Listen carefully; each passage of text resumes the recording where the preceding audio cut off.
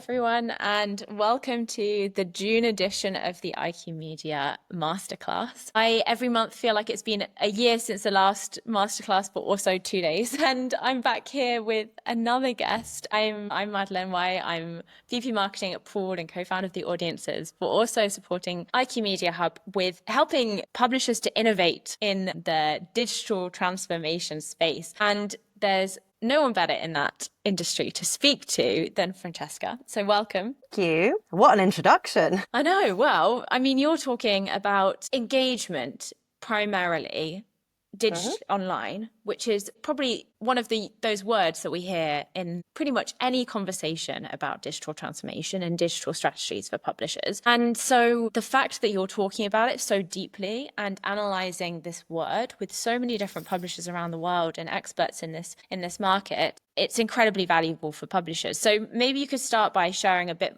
about what you do. Yes, of course. So Francesca Dumas, very quick introduction. I am one of the co-founders of Contribly, but I'm also the director of audience engagement in Contribly. Contribly has two sides to it. On one side, it's all about the tech to engage directly with readers. And on the other side, it is so much about those strategies. And I've been working with news brands, editorial teams, journalists around the topic of engagement for quite a while now. And one of the things that we do is we also have a podcast that kind of tries to unravel what that means, like that word engagement, because we all use engagement so often. And actually, there are so many different definitions for it. Yeah. Some people measure that as, time spent on page or page views. Some people measure it as newsletter signups. But we mainly focus specifically on that idea of two-way engagement. So I can talk a little bit more about that. Yeah, so that's going to be the topic today, right? So we were talking about this earlier about how everyone understands or has heard of this word of user-generated content. And I mean, commenting, for instance, has been a long-established kind of strategy for digital publishers to engage their audience. But what about going a step further and creating a two-way street, having that way of journalists to then get back in touch with readers and then readers to respond? And you called it community-generated content. Yes, I did. I think I try and stay away from the idea of UGC, so the user-generated content, because I think so many people automatically think of social media.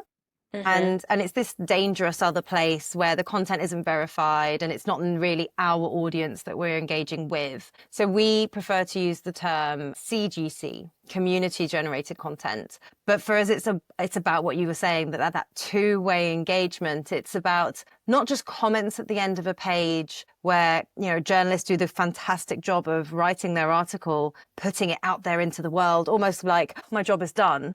And then the comments happen kind of after. What we're trying to look at is how can we invite our audience in to be part of that conversation, almost from before you're writing the article, within what you are doing, after, and then having a whole cycle that goes around it where we are continuously building a relationship with the people that we're meant to be serving. And ultimately that benefits journalism and the media's business as well as the readers themselves. If we're better serving those readers, they're going to be more fulfilled in the jobs to be done kind of system. But also it means that it's naturally fueling our journalism as well as helping to monetize what journalists are doing. Yeah, exactly. And I think everybody follows a lot of data. We collect so much data and it is extremely valuable, but we also assume so much out of it. So like time spent on page, we go, oh, well, they were clearly extremely engaged. But that reader might actually be sitting there going, well, I completely disagree with all of this. We're assuming through that data so much information. And actually, sometimes the only way to really know what our audience is thinking, what questions they might be asking, what expertise they might have, which in a lot of the cases, we have a lot of experts within our audience.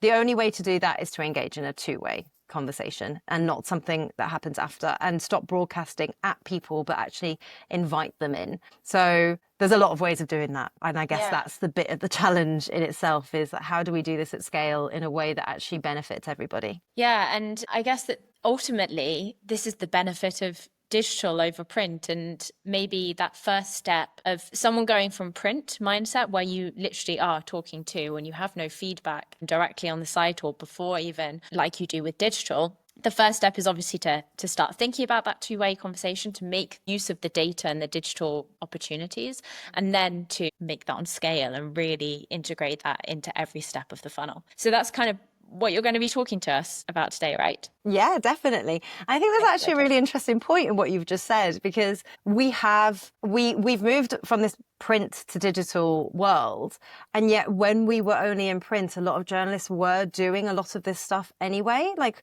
they did have sources, they were building relationships, they were out there getting to know people and building trust with their sources anyway. This is exactly the same thing, but I think so many of the principles that used to happen when we were in this physical world have kind of gone out the window when we've gone to digital, because we can just ask and not necessarily think of giving back. And that, I think, is it's the humanity behind it that we need to kind of remember, if that makes sense.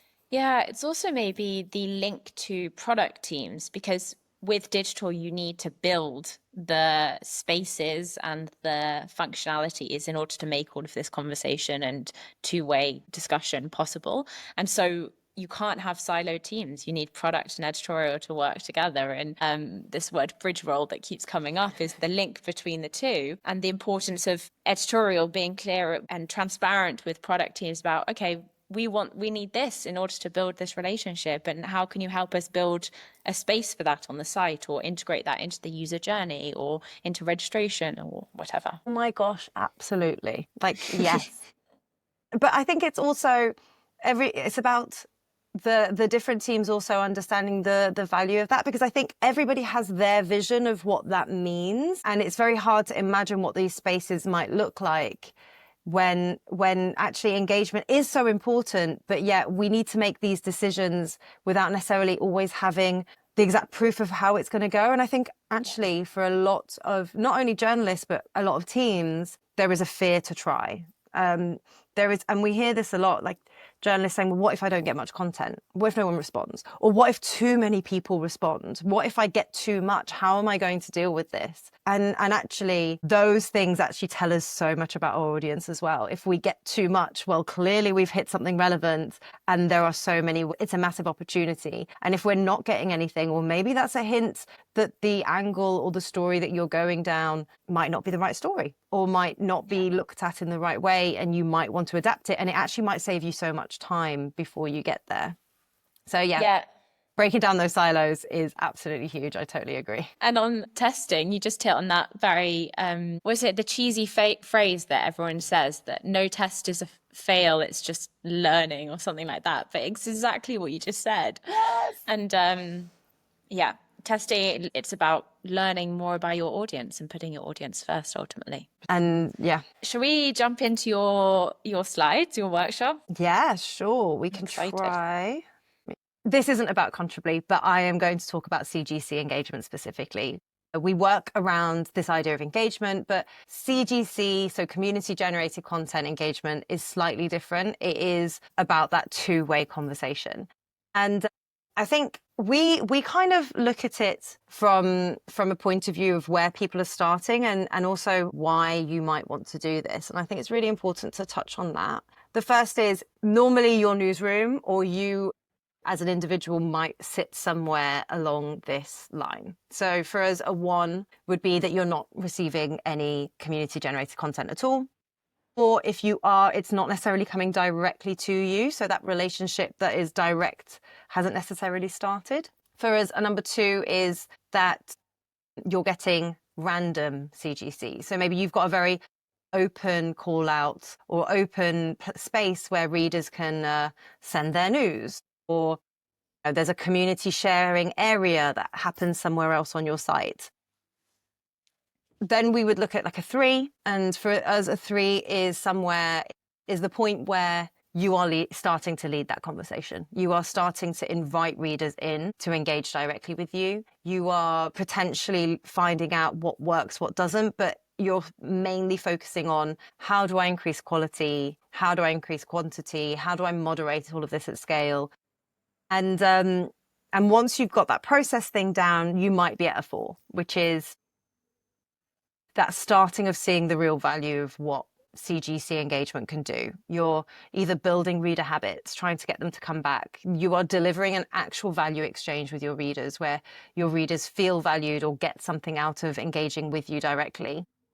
And at this point, you should be collecting loads and loads of super, super valuable data to continue building your plans. And with 5, not to forget the dirty, marketing-y, salesy, commercial word, it's the idea that all of that engagement, everything that you have built up is actually benefiting the news brand so that they can actually have that relationship and know how much that is worth so that they can continue investing in it. So I don't know where everyone sits, but this is the way that we see engagement moving forward. And when we were talking, Madeline, a second ago about the whole testing piece, it's about building something that isn't just one activity that we have done and we've gone tick, fantastic, we've done some engagement, but actually building out a strategy that lasts a lot longer and that actually develops throughout time with our editorial teams. Yeah, that's really interesting because I was thinking where the majority of publishers maybe fall on that scale. But so many are, I think, focused more towards the commercial value first before thinking of it in these stepping stones. So like it's subscription first rather than community first, which skips a lot of these important steps and maybe in particular the value that they could gain from these steps. Would you agree? Yeah, it's a bit like try before you buy. Everybody needs to have started a relationship before they start paying. If you're going to buy a sofa, for example, you're going to go and check out that sofa a few times.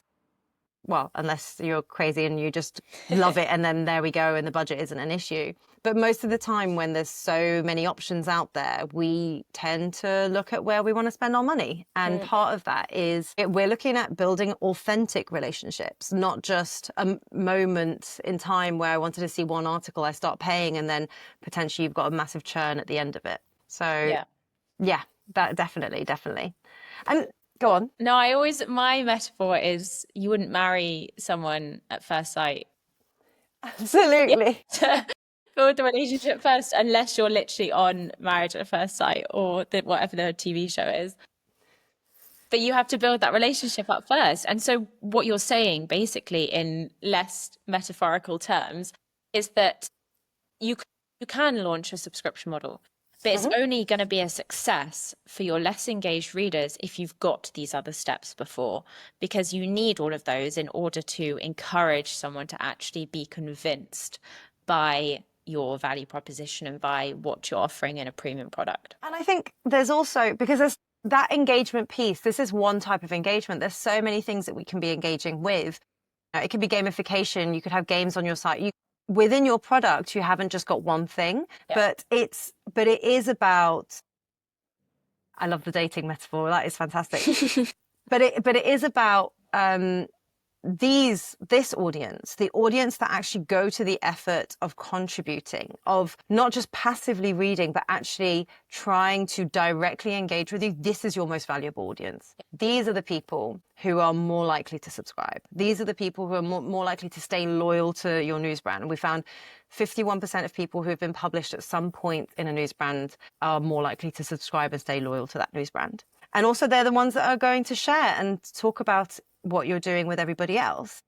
So understanding the value of this core audience and really getting to know them is going to create so much more relevance for others as well. And it's pretty crucial. We talk about it a lot, but what does it actually look like is always what we struggle with, I think. Yeah, definitely. No, but this is really clear. Yeah. And then I think if that isn't clear enough, I think there are some things around why we should be doing this kind of engagement.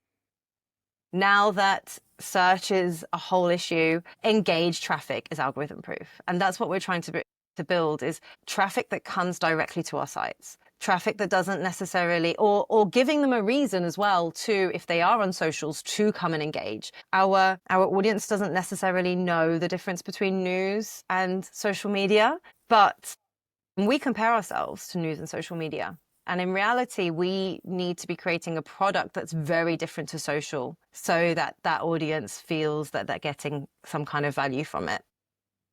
And as I said before, active readers, probably your most important readers. They are the ones that are going to subscribe, talk about you, share. getting to know them is so essential. And I think we know them from a data point of view, and the data teams know them and the product teams know them. But I don't think there is a very clear way for our editorial team to know that those users easily. And then loyalty, of course, it builds relevance. You understand so much about your readers when you're engaging with them directly, the questions that they might be asking, their points of view. You really get to understand where your black holes might be. What kind of audiences aren't engaging? Is there a way that you could engage with those better? Maybe it's young people. Maybe it's a specific area within your town or city that never seems to try and tell stories or never tries to engage. Maybe there's something that you could do to serve that community better. And at the end of the day, we're all here to try and save news. So that future proofing of the business, gathering the right data, is what's going to help us in the long run. But yeah, it's all about trust, two-way engagement, and building relevance, really. Yeah, it makes me think of metric that someone brought up the other day, which is going a step further than engagement. And you might have seen this on the audiences, but belonging. Yes. And all of this hits it, because if you see yourself inside the journalism, you belong there. You feel like you're a part of it, and a part of not just a brand, but a community and the wider readership, the journalists, the people, basically. And belonging is very people orientated. It's not about brands. It's about the people who around that brand. And so that only comes trust and belonging, building habits, having relevance, having active readers, continued engagement. That only comes through belonging and that kind of engagement. We completely miss out the emotional part of why people make decisions. I think we so easily look at data and we completely ignore that actually people are loyal because of emotions. People choose to buy things most of the time because of emotions. Mm-hmm. You don't learn from someone you don't like. And I think that's why that focus on authenticity, and especially in this digital world, when we talk about the Reuters reports, and when they're looking at Gen Z, they are used to being in this digital world. And yet we've created so many news pages where there's no authenticity in that. But I think the other part that you mentioned on belonging, we did an interview a couple of weeks ago, and someone described it as, and I absolutely love this, although you pay your university, you don't feel like you are a customer of your university. You are part of and you would still call yourself an alumni once you'd left. And there is an emotional attachment, and that is belonging. And we really want to get to that point. That's real loyalty, is to get to a point where our news brand represents people. And there was a time where people would, have their photo taken at the school play, and it would go out in print, and the grandmothers and the parents would cut it out and save those clippings. There's such an emotional side to what we do that we still can create in digital. We just really need to go back to those emotions. Yeah. Yeah. And yeah, that's, I guess, audiences first, having audiences first mindset. That's audiences, they're people, they've got emotions. They're not just numbers on a screen. Absolutely. And then we have focus on core principles when we're thinking of what that engagement brings. For us, it's engagement. First of all, are we building stuff on our sites that's sticky, that's relevant, that makes readers want to come back? For us, the second piece is content. Everything that we create in the news is content. And actually, how can we make sure that we use that CGC, that content, and put those readers into what we do? I think so much of the time we might create a call out. I don't know. It's World Dog Day. Hey, send us your cutest dog photos. And I know it's not serious news, but it happens. And we'll receive 100, and we might publish 5 of the best. But then we've got 95 people who've gone to the effort to engage and have sent in their content, and yet nothing has happened. So that's one thing. And then our last piece is data. Every engagement, social media collects all of the data, and yet we engage and don't necessarily collect the right data, and we don't use that data to understand our audience properly. And I know we've got hundreds, thousands of pieces of data everywhere right now, but this is a very different, very valuable piece of first-party data that we're learning. So these are the three things that we always focus on in Contribly. But what I'd love to do is share some examples of how others have done this, so that at the end of the session, we can go through a bit of an engagement strategy builder exercise that everyone can kind of take home and think about as well when they're going on this journey. How does that sound? Perfect. Amazing. I'm excited. Great. Well, let me share a little bit about the Irish Times as a first piece. I think the Irish Times are really interesting because I don't know if people knew. People born in Ireland, 1 out of every 6 people born in Ireland actually live abroad. So they've got... It's why there's so many Irish pubs. I'm telling everywhere. you. There is an Irish pub everywhere you go. I once saw an Irish pub on a beach in Cape Verde, and there was no other restaurants, nothing else around. And Just an Irish pub. This is the proof that they make their mark. They do. They get around, these Irish. And it's actually really interesting because for the Irish Times, they could see in their data that readers were coming to their website from all over the world. And yet all of their news is about islands. So it's quite interesting to think, well, who are these people? What do we know about them? And instead of just trying to go through the data of what countries they've come from, they approached it in a really interesting way, which was to create a call out to those readers. And it was very simple. It was like, hey, if you're Irish and you live abroad, how about you introduce yourself? And it was so interesting in terms of results. So in this case, the readers could upload their photos, their videos, their stories of themselves wherever they are around the world.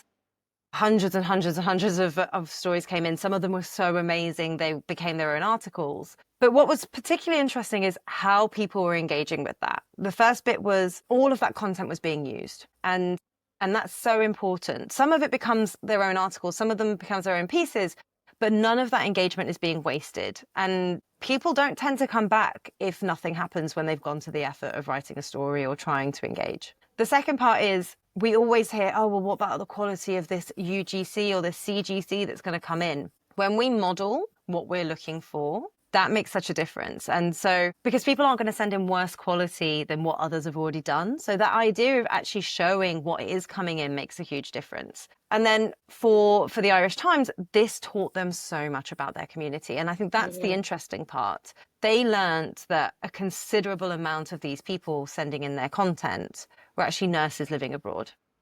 And this is information they never had before. Social media has it. It's collecting all of the data. They know exactly what the algorithm is feeding them. But for the Irish Times, that was so new. And it meant that they could start really delving into content that's relevant to that audience. What is it like to be a nurse in Canada or New Zealand or South Africa? Or even when nurses started striking, they could actually contact them directly and say, hey, we want to be the news brand that actually represents you. Tell us what's going on. Why are you striking? And it started with something as simple as that, but it built over time so many more products within what they were doing. They created a call out about parenting, for example, and that was so valuable. And there were so many points of view and there were so many questions within that eventually they ended up creating a whole newsletter for parenting that involved teachers' input into homeschooling, involved parents talking about things that they can do at home to keep them busy. It really kind of grew from there, and it's about the people, which is what's so strong. And, you know, when you're doing this day in, day out, magic can come out of it, really. But yeah, go on. It's such a heartwarming story as well. Thanks so much for sharing. I think it reminds us that you can have individual stories as well, but you can also create this collective of people. I mean, each of those people in the photos, they will be able to see themselves in this and then later feel more a part of the journalism as the Irish Times learns about who they are and better adapts content to these readers as well. So it's this ecosystem of fueling journalism with community generated content that then fuels communities to contribute more and be more engaged and continuously build up that cycle that can only do good things for both readers and the publisher. And I think there is an expectation on the reader's side. When they share on social, they get some likes, they get some comments, something happens, and that's a value exchange for them. Yeah. What does that look like on our sites? But also, just from this activity here, for example, they had a whole load of Irish people in the US. And when protests start breaking out, they can actually contact them and say, hey, can you give us an Irish perspective on what's going on there? And that's so powerful as well, because you would never have had those stories otherwise. Very unlikely without asking. And when you ask, sometimes you get. Yeah, it's creating that basically list of contactable readers. And that's what Daily Maverick have done as well in the onboarding journey for new members. Maverick Insiders, they collect info on what you're an expert in and what your job is. And so they have this list of contactable experts from across the country, but also abroad, on so many different topics that they've always got people to contact. And they're insiders as well, they're members. It's so great. It's the kind of data we need to be collecting. But I think it's also about the transparency of what we're doing with that and how we're inviting them in. And I think Yes. Daily Maverick do a fantastic job of that as well. Maybe I'll show you another example, because I think there's some learnings from each of them. Yeah. Media House, so GVA, set the scene, local brand in Belgium, Flemish side of Belgium, around Antwerp. And for them, and I think this is really important, it's that idea that you have an aim when you're starting your engagement strategy. Because if not, we might do everything. And actually, in this case, for example, for Media House Ireland, their aim was Media House in Belgium. Still stuck on the Irish. I know. What they tried to focus on was, we want to build reader habits. We want readers to come back to us every day. So they created discussions each day, and the topic changes, but it's only open from a certain time to a certain time. And I think that's really interesting. It brings that nostalgia back of when, well, at least I was younger, and you came back on a Tuesday night because you wanted to watch, I don't know, Yes. Desperate Housewives. Yeah. And then the next day you talk about it at school with everyone, because it's that, Exactly. it was that day each week. And if you missed it, you missed it, and you just had to watch the recap the week after, and it always felt so annoying. There's a bit of that nostalgia to it, and that's really great, because people will come back to see what others are saying. But what they also do, which I absolutely love, they create, so the idea, at least with that, the way that we approach it, is you create a call out. You're asking for something specific, and the specificity of it is actually quite important. If you make your call out too broad, you might not get anything. If you make it too specific, it might be difficult. So there is a fine art to it that we learn as we go along, and different communities react in different ways. But in this case, it's very much, a discussion around, I don't know, the new parking policy is changing in Antwerp. Tell us what you think of the parking policy. And that's the debate of the day. And then the next article is the exact same gallery with the exact same comments, but one of the comments is the headline to incite more users, because no one wants to be the first to contribute either. And I think that's quite important. It's, you need to kind of feed it for it to grow, for people to get excited. But the second bit is, then you might actually use so many of the comments in your final piece, which in their case was, these are the new parking policies. These are the questions that you brought up. We're answering those, and you can continue that exact same conversation below. And that happens in one day. So imagine how much engagement is happening over that time. And then the next day, completely new topic. And it could be sports. And you start realizing, wow, people are really engaging in these topics. They work really well. So fantastic. For GVA, for example, 3 to 10 times more time spent on page, and also 3 to 5 times more page views. So really interesting for them. Yeah. Yeah. It almost turns into a community board as well, a place where readers feel like they have a say in important topics in a community, and especially when it's a local regional publisher, that can really play into the idea of even Facebook groups and WhatsApp groups, that we are so much more trusting of those groups because we feel like we're amongst people that also believe in the same topics or in the same region or community in person. And so you're debating, you're sharing your views with people that have similar views to your own, and can, I guess, understand each other and care about the same things. We found, and I think it's particularly interesting, quality is always something that comes up. And actually, we found that the quality, or the news brands have actually found, not us, the quality of the content that's coming in directly on these sites around these discussions is far, far, far superior than what's happening on social media. And I think there's this world where on social media you can so easily be insulted. It can almost become this poisonous place. And there are so many people who want to have a voice, but that doesn't feel like the right place to do it. Yeah. And I think there is a massive opportunity in our news brands to lead some of these conversations in a safe way that really makes everyone feel like they are making a difference, because people contribute for different reasons. It could be, so motivation is either intrinsic or extrinsic. And it's either because, you want to show off, you want someone to see what you're doing, or you might be in print, how exciting, or actually you really care about these topics and you want to try and make a difference and you don't really know how to do that. And I think that feeling of connection is something that we can really foster within our different news brands, local or international. Yeah, 100%. Maybe I'll show you another example? Yes, please do. I love this one. Love Farmers Weekly.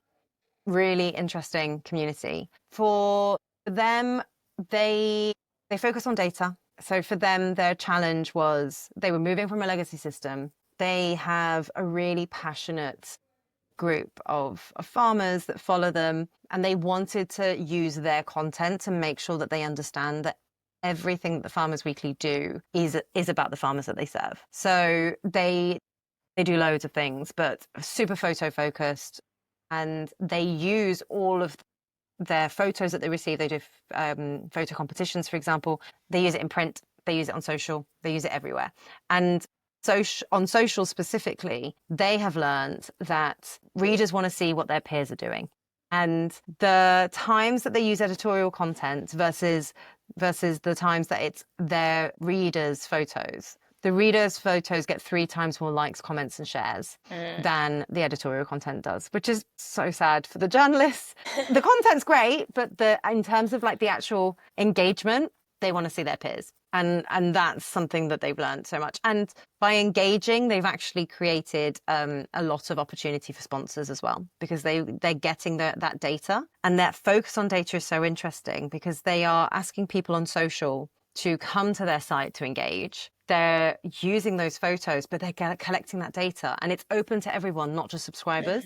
So then they're getting this data list that they can look at and go, okay, well, this half of our readers are subscribers. We already know who they are. But this half are, people that have come from social that we didn't necessarily know. This is a new target audience that we can kind of build a relationship with. And that's quite an interesting thing to do. You can choose between putting your engagement behind a subscription or actually using it as a try before you buy, at least let us know who you are kind of way of approaching it. Yeah, I saw this interesting discussion about putting content behind a paywall, but leaving the community available for everyone to see and to engage in. And I think that's quite an interesting balance. Obviously, it depends on the publisher and someone's strategy and their content versus community model. It's showing the value of community for having that sense of belonging. And then the content is like a FOMO style thing that you can see what people are talking about. And you can see this, I don't know, let's say you miss out on an event. You don't get to go to an event, or you didn't get to see your TV show the other day. Then the next day, I remember when I was at school and I'd walk to school and everyone would be talking about The Apprentice last night, and you'd feel like you're missing out, but you're in on the conversation, but you're just missing out on the actual, okay, what are they talking about? And you can't join in. And so I think that's a quite interesting balance. And it's this idea of, okay, I need to create that slight frustration that shows the value of what people are interested in without actually giving you exactly what it is until you hand over some money or some value, some data or something.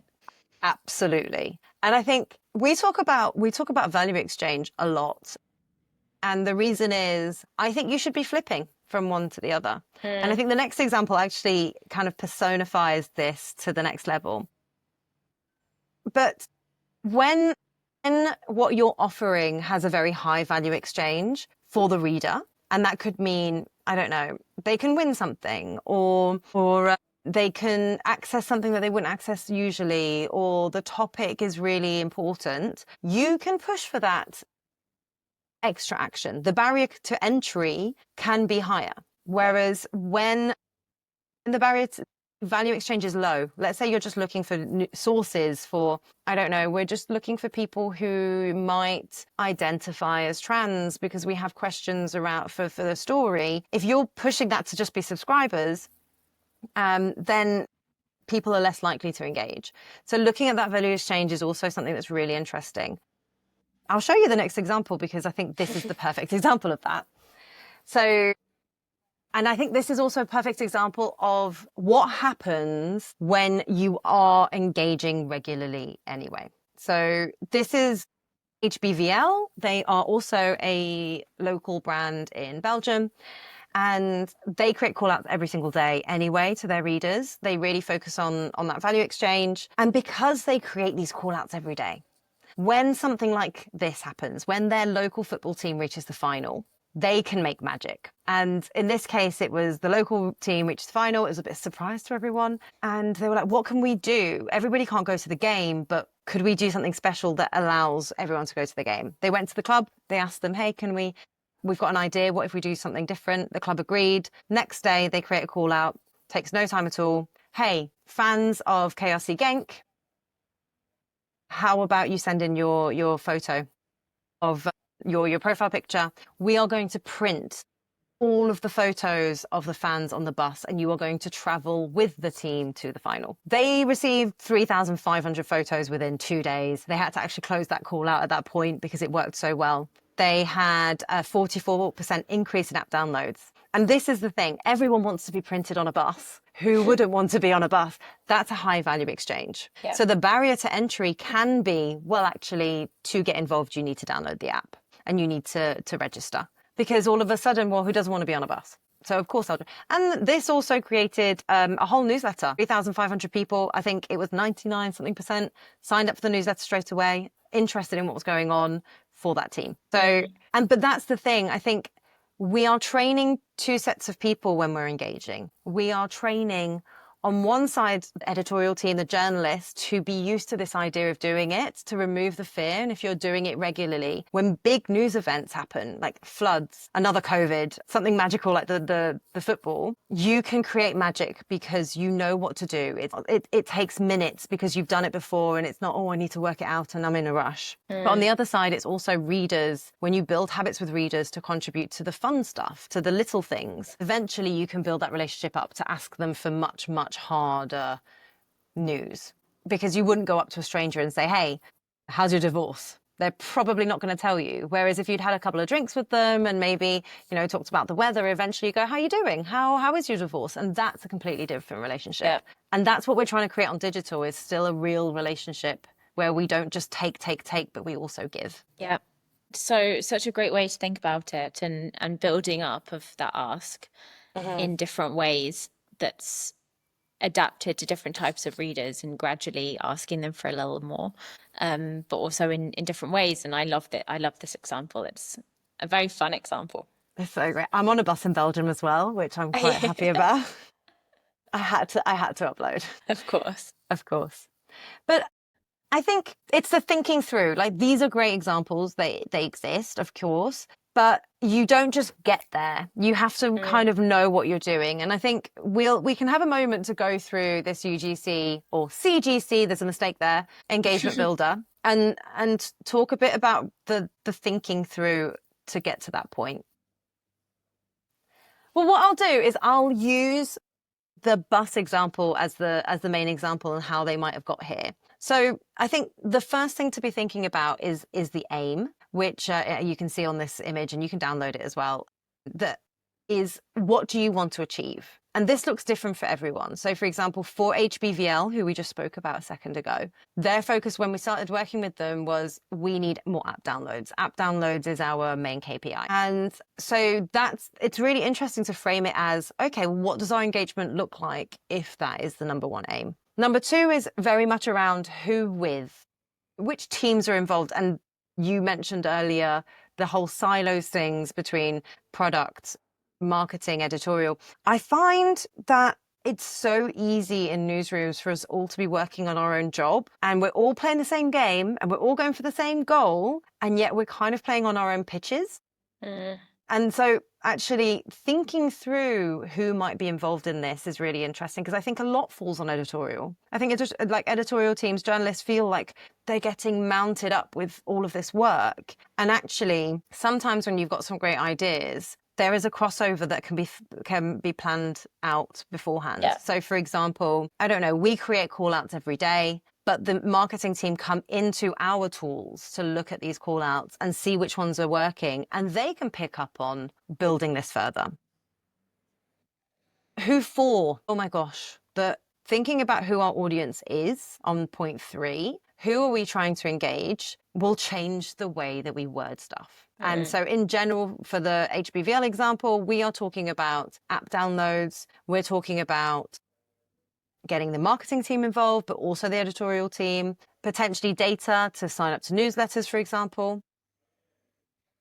For point 3, who are we trying to get? In this case, so simple. We're looking for the fans of a specific football club.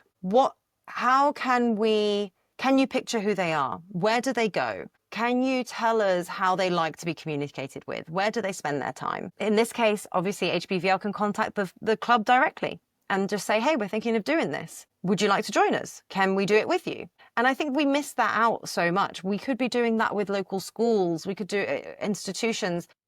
We don't need to be the only ones to hold trust. We can actually build with a much wider community. Question 4, what's the value exchange? What is going to motivate our readers to act? Is it, and it could be so many things, is it because you're going to publish it in print? And if that's the case, we need to be telling people that we're going to do that. If it's going to make a difference to society, and they are topics that they feel like at least they can make a difference by sharing. Is it because they could win a prize? Is it because they're actually extremely proud of, I don't know, their child or the local school or their local community? Pride is such a strong one. Is it because it could be because they actually just want to connect with other people that work in the same industry? In the farming example, it's quite a lonely job. People want to see how others, and it's not what you're getting on social media. Don't get me wrong. You, as a farmer, I'm sure your algorithm is giving you a whole load of farming stuff, but it's giving you influencers in farming. It's not giving you other people that are like you in farming. And this is a place that we can hold dear.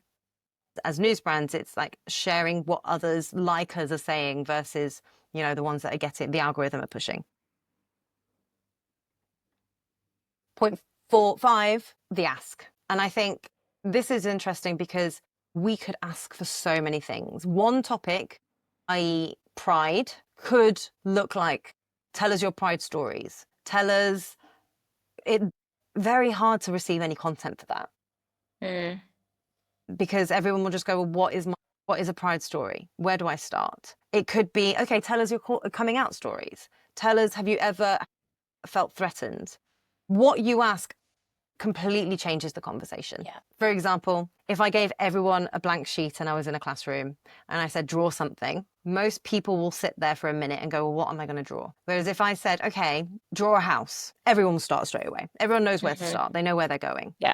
You need to give guidance. Exactly. And then there's the modeling. You could pick one picture of the house up and go, oh my gosh, absolutely love how this person has added a chimney. And everyone all of a sudden will go, oh my gosh, I could add a chimney. Actually, I could add a picket fence as well. I think this is why social media's content is getting better and better. It's because people, are taking a challenge, a dance challenge, whatever it might be, and they're adding their twist and they're adding their extra bit. They are building up on top of each other. And actually, we need to be doing the same thing with our audience by giving them the great foundation and then showing them what it could look like so that they can build with us. So in the case of HBVL, the ask, obviously, they could have gone, well, the club's reached the final. That's a great opportunity for app downloads. Now, what are we asking for? And what are we doing with it? 6, metrics. What are your KPIs? Obviously, measuring is extremely important. I'd love it to see more people measuring quality as well and having a ranking system for that. Because sometimes you might not receive a lot, but the quality of what you're receiving is so big that it might inspire others to get involved in the future. 7, zero waste. Please, if your audience engage with you, think about what is going to happen with that content. think about how you are going to thank them. How are you going to not waste that engagement in one way or another? You might receive too much, that's fine. Could you give a recap of what you learned from the overall and maybe not publish them all? Or could you publish them all and actually create a curated piece out of some of the most interesting ones? Could you get people voting for their favorite ones so that you respond to the favorites? There's so much that you can do that creates more content, that makes your job easier, but that also makes those readers feel like they were valued and going to the effort of engaging with you was worth it. 8. Encourage them to do it again. Exactly. Because they're not going to come back and do it again if nothing happened. Yeah, exactly. 8, build a relationship. Can you build on the responses? What if people really into this?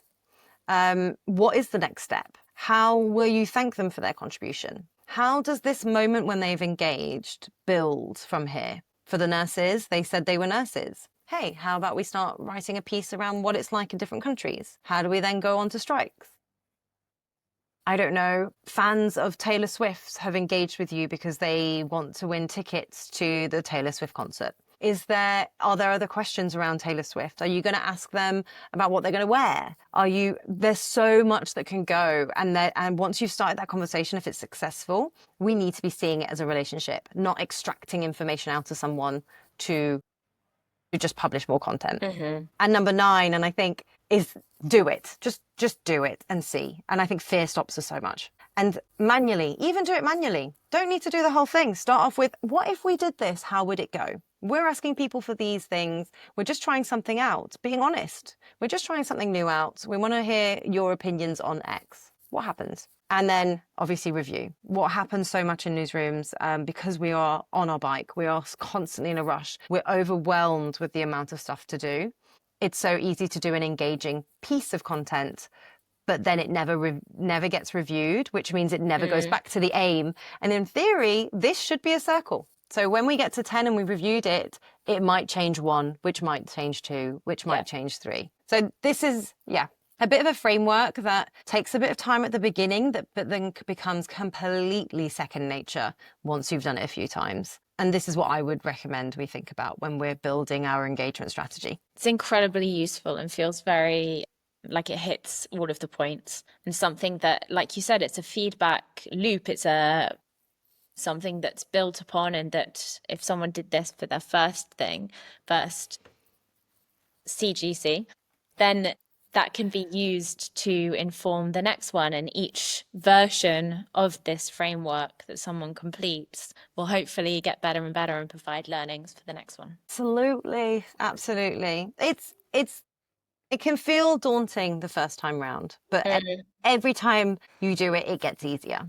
Yeah. It just takes a little bit of thinking through. And who in the team thinks this through is actually a really interesting question as well. But I'll leave that to every team in their own kind of world. But I'd love to know in feedback from anyone if they have one action that they're going to take away from this, because there are a lot of ideas in here and I know that it can be quite a lot. Little self-promotion. If you have any questions and we can help, Contribly can obviously help, but I'm just happy to have the conversations anyway. I'm here to be a bit of a sounding board. So yeah. No, well, thank you so much. I was going to say, if anyone wants to contact you, then through LinkedIn, I imagine, as well. And that was incredibly useful, especially the worksheet. I think that hopefully we can share that in a downloadable version or something afterwards, but provides a very achievable, useful, and breaking down the steps, that manageable, that's the word I'm looking for, manageable way of thinking about a big project. I mean, you see the thousands of people on a bus and you think, whoa, okay, hang on. But if you work through each of those steps, then it becomes manageable and achievable and really reminds you of why you're doing it, for who, and like how, basically. And on the bus example, they built up to that. Yeah. They used that framework a couple of times before, a few times. They created call outs every day. And that meant that the magic could happen. When the big thing happened, they could just go, oh, yeah, let's just get thousands of people on a bus. Yeah. And within 3 days, it was printed. Like, wow. Yeah. Yeah. So key takeaway, start now, so that when those moments arrive, you're ready and you know how to do this well. Yes, please, definitely. Great. Well, thank you so much, Francesca. That was really, really interesting. And Thank you. I always love chatting to you. And I feel like the energy for these examples, it helps fuel people's energies to be able to try it. So I hope people go away inspired and get in touch with you on LinkedIn. Yeah, sure, absolutely. Perfect. Thank you so much for having me, Madeline. Pleasure. Always a pleasure. Great to chat with you. And I loved the examples as well. So thank you so much. Thank you. And I stopped.